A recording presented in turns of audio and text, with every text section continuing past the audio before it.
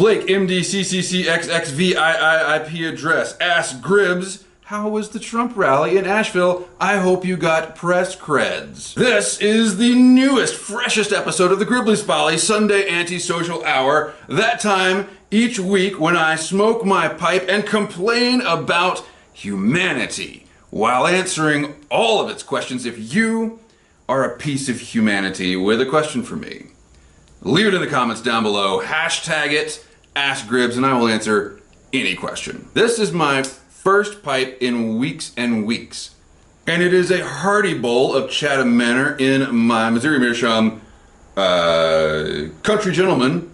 I was trying to think of the word. I was thinking like antebellum plantation owner, but that's not the case. This pipe was a gift from Fireplug 1701D. Thank you so much. I think of you every time I smoke this pipe. It has the perfectly centered Missouri Meerschaum sticker on the bottom, and that is important to people like me who have obsessive compulsive disorder. Yes, I did cover the Trump rally. No, I did not get press credentials because I did not, well, I mean, frankly, because I'm a nobody. No one knows who I am anymore, and I'm not affiliated with any outlets, and you don't want to go through the process. Well, you gotta like convince people that you're worth giving press credentials to, which at this point, convincing the Trump campaign, I don't know, it might be easy. Maybe they're desperate for coverage. On the other hand, all they would have to do is look at anything I've ever produced to realize I'm not friendly press. Plus, you only need press credentials. This is how this works. You only need press credentials if you want to get inside and get close to the candidate. I did not want to get close to Donald Trump. And so I just stayed outside because that's where the photos are. When you're a photographer and you work for news outlets, you get really tired of shooting the standard podium fare. The shots all look the same, unless, you know, something crazy happens like it did in Butler. You're not gonna get any shots that anyone else isn't gonna get. You're not gonna get anything you're gonna hang on your wall later and say, hey, I shot that. It's always nice to have these shots in your portfolio just to show that you've like been in the same room with the president or whatever. But visually and artistically, they're just not that good. I'll show a couple of my podium fare shots here that I'm most proud of, but like, you gotta remember I took like, these shots probably represent like 5,000 frames that I've shot at podiums, and these are the only good ones that I put in my portfolio. So the story is outside. The story is in the street, and in an event like this, there are several layers to what's going on. Donald Trump came here in 2016. If you remember, if you were following me in 2016, I actually went downtown and smoked my pipe in the middle of the Donald Trump rally. I do remember that both the protesters and the attendees were just vile. They were really nasty to each other. And the way that the Asheville Police Department set up the ingress to the rally, it was flanked on, I think they put people right up against a wall. Yeah, people had to walk around this corner to get into the building, and then there was a barricade, and the protesters were able to come right up to the barricade and lean over it and yell and spit and point fingers, and it was, I mean, I am no Trump supporter, but those Trump supporters should not have been subjected to that on several levels. The protesters shouldn't have acted like that, number one. It's just, didn't your mama raise you right? Number two, APD should have known better and made it better, and they did this time. So that's one layer of the story, is people learned from last time. However, it wasn't much better. That situation was avoided, and by and large, there was a huge corridor between the attendees and the designated demonstration area. However, the designated demonstration area was a dead end. There was only one way in and one way out, and it was a really long way. They fenced off a sidewalk next to a street full of buildings, and you had to walk all the way down a couple of blocks to get to the demonstration area. Now, there was egress from the demonstration area, but it was a very steep alley.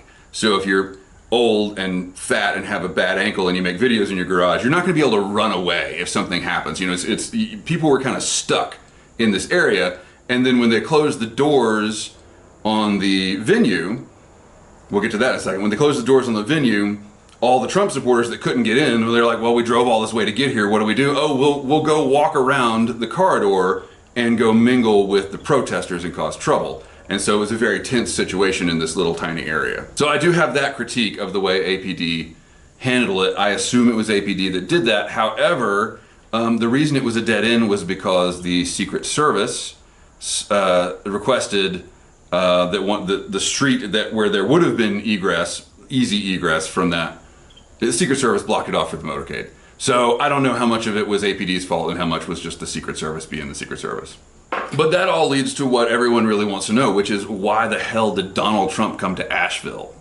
There are easy answers to this question, but you have to know the situation on the ground. Where the hell is my lighter? Where the hell is I'm gonna hang a lighter from the ceiling on a string, and it's just gonna float here in my videos so that I can always light my pipe. Where the hell is my lighter? Oh, it's right there, it's behind my coffee thermos. All right, we need to talk about thermoses too. Knock, knock. Thermos. There must be a better punchline than this. So why would Donald Trump come to a very blue city? 3 reasons. Number 1, battleground state and everything around Asheville. Literally, once you get out of Asheville city limits, when you get into Buncombe County, it is deep, deep red. And that is the case for every county around until you get to like Guilford County in the middle of the state. Western North Carolina, solidly red. Also, Western North Carolina, because of geography and the fact that North Carolina is like, someone was compensating for something when they planned how long North Carolina should be on a map. So North Carolina borders South Carolina, Georgia, Tennessee, and Virginia, all of which are red states, and Asheville is the biggest metropolitan area. I think I'm correct here. I mean, the next one over that's of any size is Knoxville, Tennessee, and the next one down is Greenville, South Carolina. So if you're in upstate South Carolina, North Georgia, Eastern Tennessee, or Southwestern Virginia, this is where you come to a rally. So it makes sense from an electoral perspective, but the thing I think that's left out is Donald Trump is lagging in the polls. The media isn't as interested in him now that they have a shiny new thing in Kamala Harris. And Donald Trump, he needs to get the narrative back on him. So he came to a deeply blue city because he was hoping protesters would clash and kill each other. City officials and Democratic politicians here said, hey, don't go downtown and protest. There was like a coordinated campaign to be like, listen, you crazy, crazy leftists, just stay home. The guy is a narcissist. How do we deal with narcissists? We don't give them attention. So when in 2016 and in 2012 when Romney came here, and in 2008 when Palin came here, there was a tremendous turnout from left-wing protesters. Wednesday at the Donald Trump rally, there was like 25 protesters. So I'm pretty proud of us Ashevilleans that we didn't take the bait. You know, we didn't give him what he wanted. And there's been a lot of pushback on my crowd estimation sizes. I think there were definitely thousands of Trump supporters there. I had a whole lot of liberals on Reddit saying, how can you say there were thousands of people there? There were only like 3,000 people there. I don't know what you want me to, like, well, 3,000 is not thousands. That makes it sound like there's 100,000 people.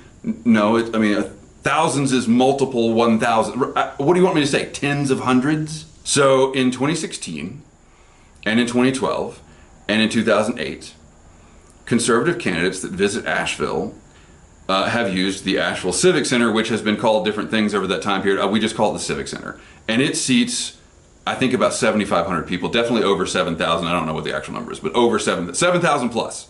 That's how much it seats. That is where Donald Trump was going to come. Until the very, very last minute, his campaign requested from the city to use the adjacent venue. It's in the same building, the adjacent venue, the Thomas Wolfe Auditorium, that seats 2,400 people. And he did this for 2 reasons. Number 1, he and Kamala Harris have been trading barbs about crowd sizes, and Donald Trump is like saying Kamala Harris is using AI to make her crowds look bigger, whatever. So he wanted to be able to say he packed a house. And he did. He packed a house. 2,400 people. I mean, a washed up Jimmy Buffett tribute band could do that. But of course he drew more people than could fit in the venue. I think every respectable estimate, including mine, puts it between 4,000 and 6,000 people. I think it's probably right around the 5,000 mark. So what the effect of that was is you get all your deep red MAGA Trump supporters into a blue city, and then you keep half of them outside in the street.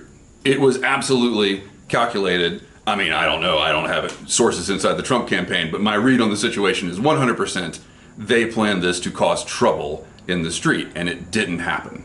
It didn't happen, and that makes me happy. As far as the actual experience, it was pretty standard presidential candidate comes to town kind of fare. I always like seeing the logistics of this stuff. You know, we knew the traffic was going to be insane and FUBAR because they got to have the motorcade and they got to stop the interstates to do that because you got to get from the airport to downtown.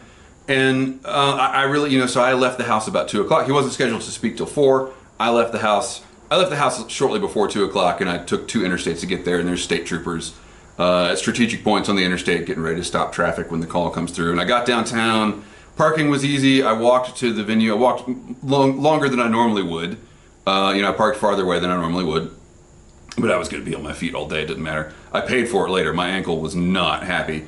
And, you know, then downtown was full of thousands of crazy, crazy Trump supporters. And that's fine. I'm fine with that.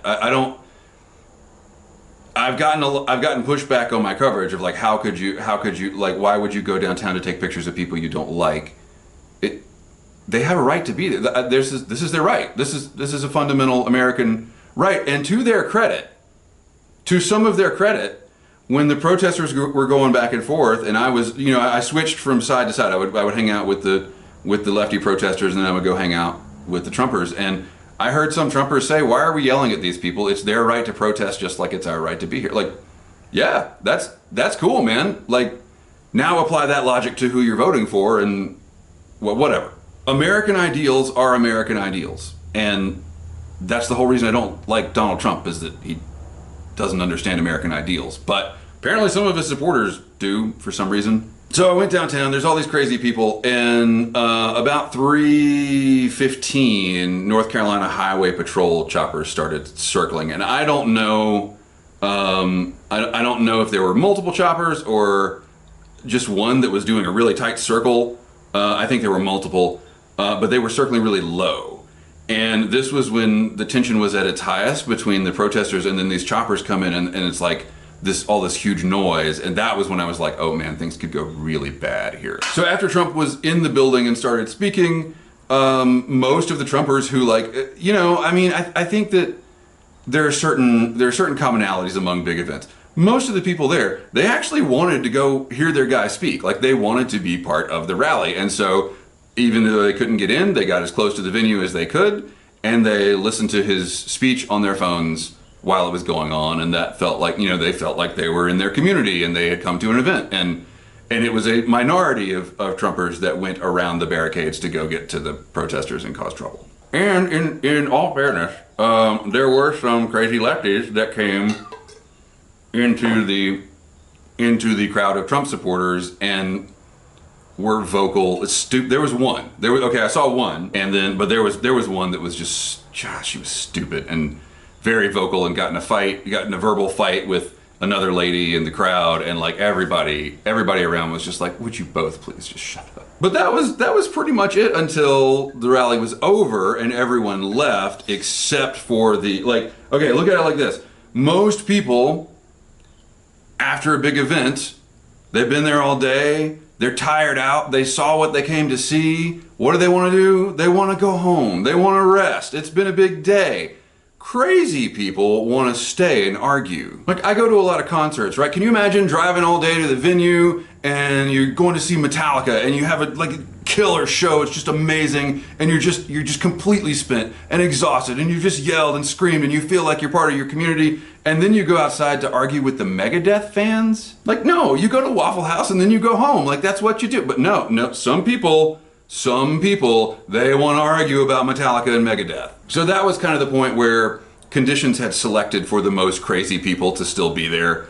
And I did get a few shots of that, but then I was like, if there's not going to be tear gas, I'm going home. So that's the story. And I guess I will run some video and photos over this as we're talking, and you can, this is what it's like to cover a presidential rally, and specifically a Trump rally. To your questions, Chris Peters says, have you ever smoked a pipe? It gives you a cough. You don't even sound like you've smoked.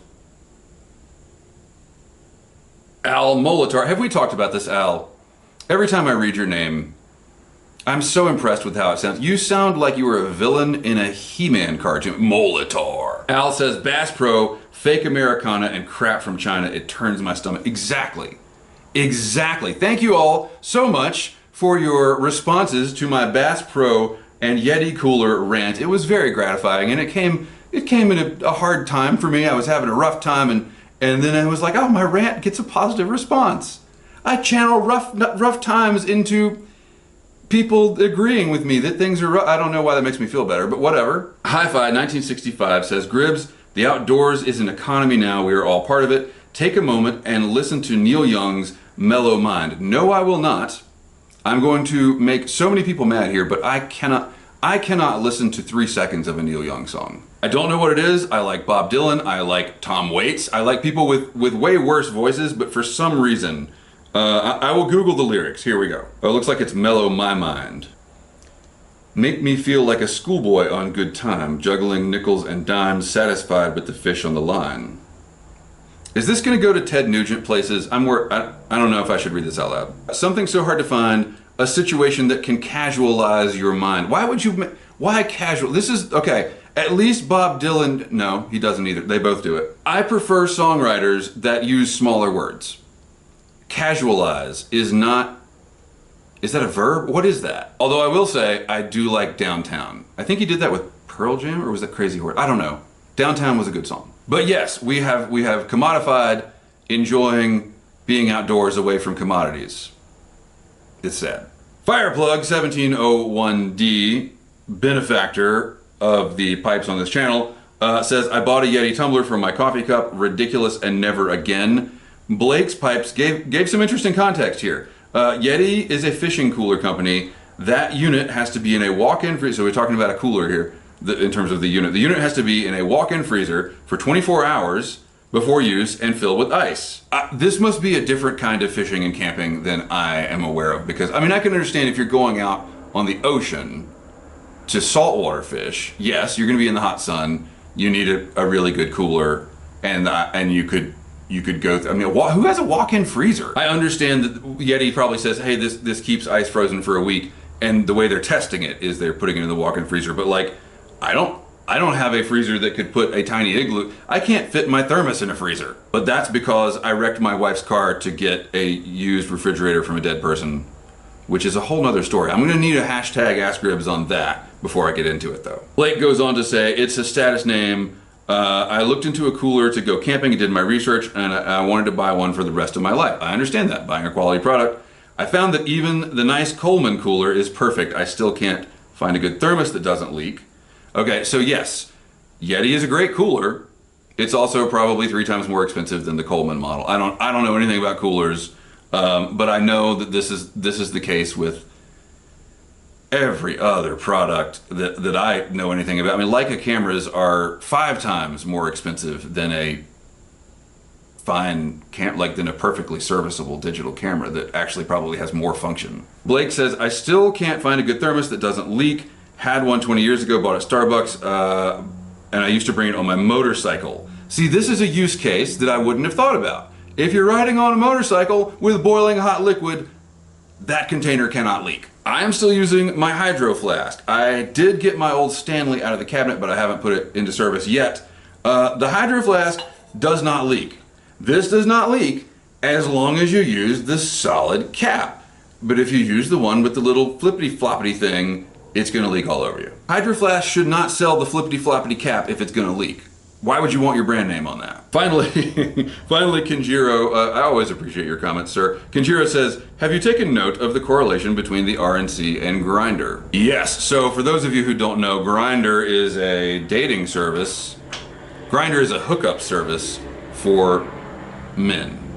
I don't know any, I'm fortunate to be at a point in my life where I do not have to, God, every time I read anything about online dating or hookup culture, I am so glad to be old and married. So I don't speak on this with authority, but I am told that Grindr is where men go to find other men, and Grindr released some kind of report after the RNC that said the activity on their platform in Milwaukee skyrocketed when all these people that hate gay people came to town and hooked up to have gay sex. I would love to see a Grindr report from Asheville post-Trump rally. There are a lot of gay people in Asheville. I don't know what the gay community is like in Milwaukee. Can there be women on Grindr? Who do you find on Grindr? This is a situation where I really want to know these things. I would install Grindr. I would look this up. I'm a journalist. I like to do my research, but I don't ever want my wife to, like, I don't know, have to borrow my phone and see Grindr on it. Like, there's some things you just can't, look, honey, I'm a journalist. So I don't know if there were enough people in town long enough to spike Grindr overnight at the Trump rally. I doubt it. But I mean, I think it's also just, okay, yes, there are plenty of closeted gay Republicans.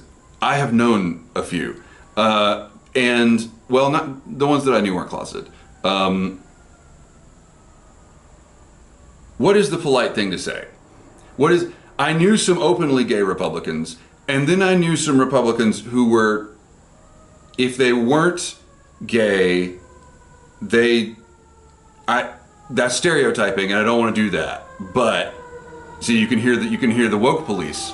That's the woke police right there. They're coming. I knew some folks who were obviously gay, but were not out, and were in the Republican Party. All of this is none of my business. I don't care. But I did recently cover a not unrelated story about some folks who just can't stand the fact that gay people exist. And I don't want to get into details because my role in the story is still developing, but why is this such a problem? And in this case, people say it's a problem because these gays brought a bunch of drag queens to a kids thing. They literally didn't. That is a lie. They were showing pornography to children. That is a lie. It is a demonstrable lie. That didn't happen. I'm not saying it never happens. Maybe it does happen. I don't know. But in this case, it did not happen. Why you gotta lie? And in covering this story, I have had people say, you're some liberal from Asheville. You just hung a pride display in a public building. Stay in your lane. Stay out of our culture. Dude, my lane is exposing liars. Like, I don't care about the issue. I just want people to tell the truth. If you just hate gay people and you don't want them to be there, okay, just say it. But you won't say it because you're a coward. And I think that's why Trump rallies don't really bother me. You know, a lot of folks said, hey, why are you doing this? These people are professing their beliefs. If this is what they believe and they're willing to come out in public and say, I'm voting for the convicted felon, literal shirts that say I'm voting for the convicted felon, who am I to argue with that? Like, you have just revealed who you are. If that's the hill you want to die on, more power to you. This has been a very enjoyable pipe. Thank you so much, Fireplug, for the pipe. And I bought the Chatham Manor myself. Thank you, me, but also thank you, John Galdieri, because he gave me the big tub of Carter Hall that I bought Chatham Manor to compare to. I can't remember what I said in that review.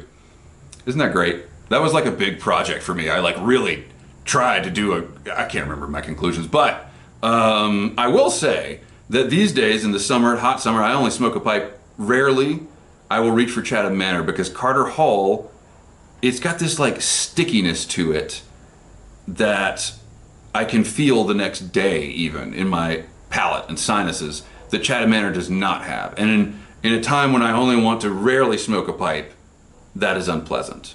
If it were the fall, the winter, where I'm smoking a pipe much more regularly, not such a big deal, although in those times I'm way more likely to smoke in English anyway, so I don't know. But that's a little extra long-term review of those tobaccos. Thank you so much for watching. I'll see you next time. Keep the ends out for the ties that bind. Forgive my ignorance, is this ironic or serious? Isn't that weird? Isn't that horrible that you have to ask that question, though, you know? I just don't want to misrepresent anybody, you know what I mean? No, you're right. So, I mean... What do you think? Yeah, what do you think? Is it serious? Could it be serious? I assume it could be serious. At this point, there's nothing I don't assume that could be serious. We've seen a lot, right? Yeah. All right, appreciate your time.